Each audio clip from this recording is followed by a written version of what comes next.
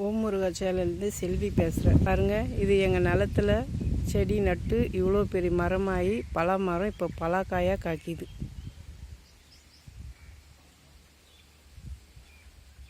இதுக்கு முன்னே ஒரு 4-5 தான் இருந்தது, இப்போ நிறைய காய்க்குது. அவ்வளோ ஒரு டேஸ்ட்டாக இருக்கும்.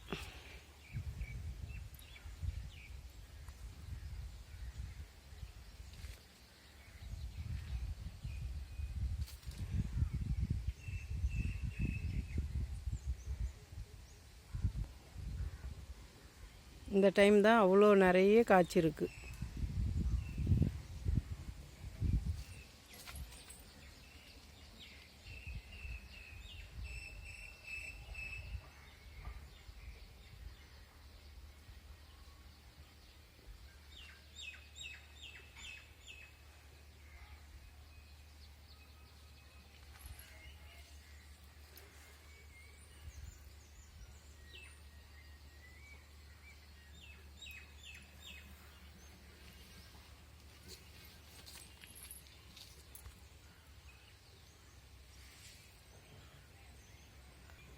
இது எப்படி இருக்குது? டேஸ்ட்டாக இருக்கும். பார்த்து கமெண்டில் சொல்லுங்கள்.